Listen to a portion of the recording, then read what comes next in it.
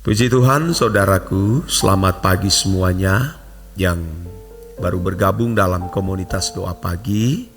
Saya mengucapkan selamat bergabung dan semoga saudara tetap setia mengikuti doa pagi ini sampai Tuhan datang kedua kali, saudara. Ya. Satu hal yang harus saya tegaskan atau Alkitab tegaskan, bahwa orang percaya adalah orang yang menumpang di bumi ini. Ini saudara harus garis bawahi. Bahwa orang percaya adalah orang yang menumpang di bumi ini. Untuk itu kita sebagai orang percaya yang benar harus rela berstatus sebagai orang yang menumpang di bumi. Camkan ini, saudara. Harus berstatus orang yang menumpang di bumi ini.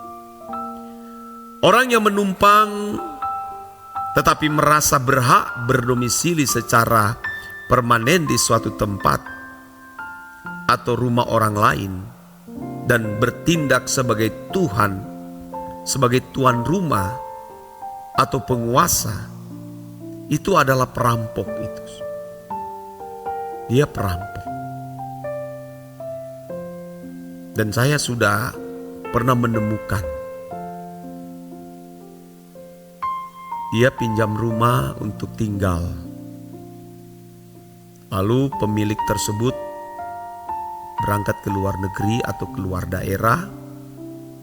Lalu tuannya itu meminjamkan, saudara, numpang di rumah itu. Tidak bayar lagi. Karena bertahun-tahun tuan rumahnya tidak pulang, saudara. Ternyata dia sudah berkuasa. Dia jadi penguasa. Dia merasa memiliki. Setelah diminta dengan hormat supaya meninggalkan rumah tersebut karena rumah tersebut sudah mau dipakai, dia berontak, saudara. Akhirnya si pemilik rumah tersebut melaporkan peristiwa tersebut. Dan akhirnya saudara harus meninggalkan rumah itu. Nah, kadang kita bertindak demikian, saudara. Banyak yang terikat seperti seseorang yang dipinjamkan rumah, numpang di rumah tersebut. Dia merasa sudah memiliki. Jangan sampai, saudara, kita berkeadaan demikian. Tapi pada kenyataan, banyak orang Kristen berkeadaan demikian. Harus diingat bahwa harta kita sendiri itu nanti di kerajaan sorga, bukan di bumi ini. Sedang segala sesuatu yang kita miliki sekarang ini adalah harta orang lain. Bukan harta kita.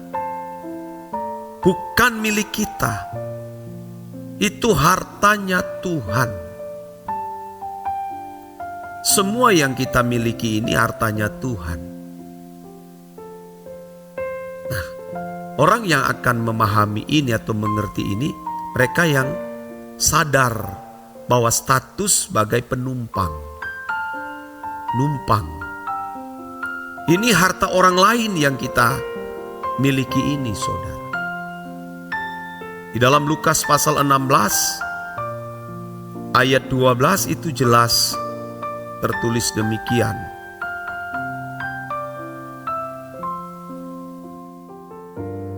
Dan jikalau kamu tidak setia dalam harta orang lain, siapakah yang akan menyerahkan hartamu sendiri kepadamu? Nah, ini ayat jelas sekali. Harta orang lain. Nah, oleh sebab itu fokus hidup orang percaya harus diarahkan kepada proses kesempurnaan menjadi sempurna seperti Yesus. sempurna seperti Bapa serupa dengan Yesus, guna mempersiapkan diri tinggal di negeri yang telah dijanjikan oleh Tuhan kepada kita orang percaya. Jadi harta kita sesungguhnya, saudara, di kerajaan Bapa, di langit baru dan bumi baru. Jadi di bumi ini kita persiapan. Kalau kita sudah tidak jujur dengan harta orang lain ini, kita ingin mau kudeta, kita mau merasa memiliki, kita mau menjadi penguasa. Bagaimana dia dapat mempercayakan kita harta yang sesungguhnya? Jadi kita harus sadar akan hal ini. Sebagai orang yang terpanggil menjadi umat pilihan yang berpotensi mewarnai kerajaan sorga, seharusnya kita memiliki cara hidup yang berbeda mereka yang bukan umat pilihan. Kelas kita harus beda. Kita harus bermartabat sebagai bangsawan sorgawi. Karena kewargaan kita, Paulus katakan, bukanlah di bumi, melainkan di sorga. Tuhan Yesus yang mengatakan bahwa kita bukan berasal dari dunia ini, sama seperti Dia yang bukan berasal dari dunia ini. Yohanes 17 ayat yang ke-16. Coba kita perhatikan.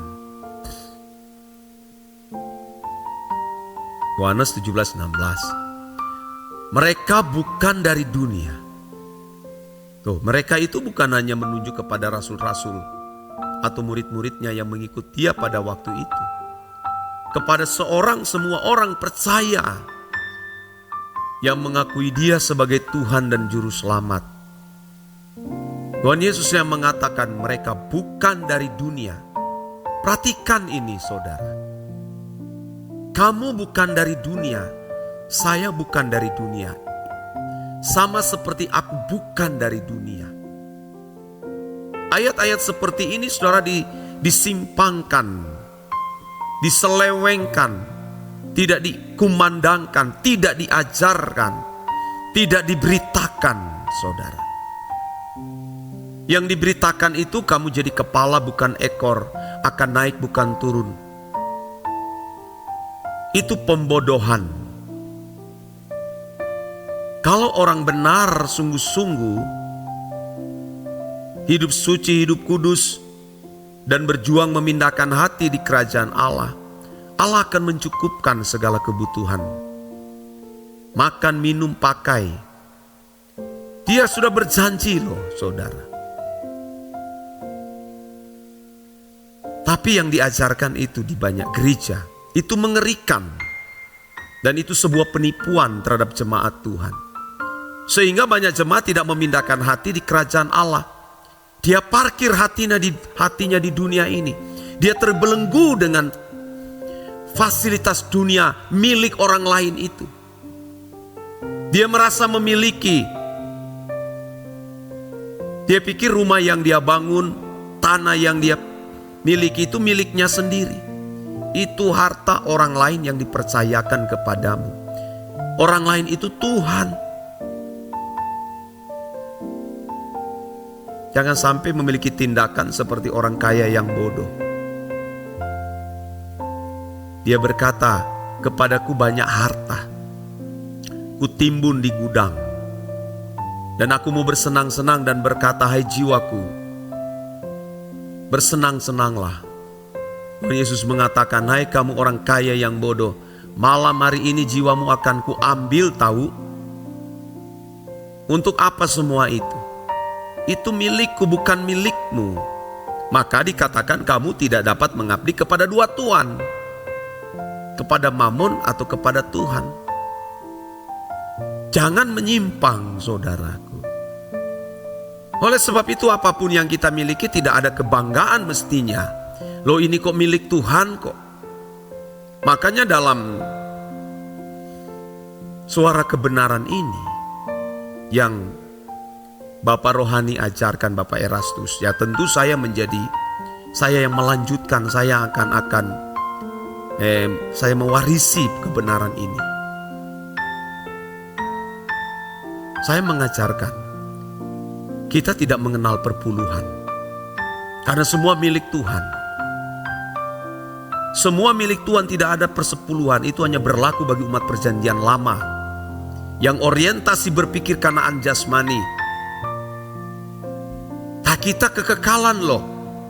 Masa dibandingkan dengan umat perjanjian lama? Itu kan masih ribut di YouTube. Orangnya masih pikir buah sulung, persembahan sulung, persepuluhan. Aduh saudara, kita berutang nyawa, berutang kehidupan kepada Dia. Dari ujung rambut sampai ujung kaki, Dia milik, Dia pemiliknya. Nah, rupiahmu dari 1 rupiah sampai sekian miliaran triliun, itu milik Dia. Tidak berhak 1 rupiah pun terhadap apa yang kita miliki. Semua milik Dia. Nah, kita umat tebusan, kamu telah dibeli dengan harga yang lunas dibayar. Oh, selesai. Jadi kita kalau mau melayani Tuhan, tidak pikir 10%. Semuanya milik Tuhan atau tidak usah sama sekali. Kalau kamu masih merasa memiliki apa yang ada di tanganmu, itu milik Tuhan. Bukan berarti saya mengatakan kau kasih bawa saja semua ke gereja. Tidak. Kau pakai itu melayani Tuhan. Kalau Tuhan gerakkan bawa ke gereja, kalau menopang pelayanan, bawa. Dan memang mutlak juga demikian supaya pelayanan bisa berlangsung. Saudara, ini mesti berubah konsep berpikir kita, saudara. Tapi penipuannya luar biasa. Iblis menyamarkan kelihatan kebenaran tapi penuh dengan kepalsuan, saudara. Maka sulit orang memindahkan hati di kerajaan Allah. Kita kerja keras, oke. Harus, karena itu bagian tanggung jawab. Sebagai umat tebusan, pekerjaan kita gunakan untuk mengabdi kepada Tuhan. Uang yang kita miliki, yang kita cari, kita gunakan untuk mengabdi kepada Dia. Rumah tangga yang kita bangun untuk sebagai pengabdian kita kepada Tuhan. Pekerjaan, profesi yang Tuhan anugerahkan, percayakan kepada kita gunakan untuk mengabdi kepada Tuhan. Ini yang benar, saudara. Oleh sebab itu, saudara-saudara kasih dalam Tuhan, kalau seseorang tidak memperkarakan hal ini, dia merasa dia tidak berasal dari dunia, dia berkhianat kepada Tuhan. Dia menyia-nyiakan anugerah dan karunia yang Tuhan berikan kepada dia. Ya. Apa yang kita mau harapkan dari dunia ini? Dunia ini akan binasa. Kita hanya merindukan bertemu Tuhan muka dengan muka di kerajaan Bapa. Nah, oleh sebab itu kita harus hidup tidak bercacat, tidak bercelah. Apa sih yang kita mau harapkan dari dunia? Dunia ini akan binasa. 2 Petrus pasal 3 ayat 13 sampai 14. Ini saya harus kumandangkan terus. Tetapi sesuai dengan janjinya kita menantikan langit yang baru dan bumi yang baru di mana terdapat kebenaran. Sebab itu saudara-saudaraku yang kekasih, sambil menantikan semuanya ini, kamu harus berusaha supaya kamu kedapatan tak bercacat dan tak bernoda di hadapannya dalam perdamaian dengan Dia. Saudara, semua kita hanya menantikan langit baru dan bumi baru. Ini menjadi pesan Tuhan bagi saudara sekalian. Amin.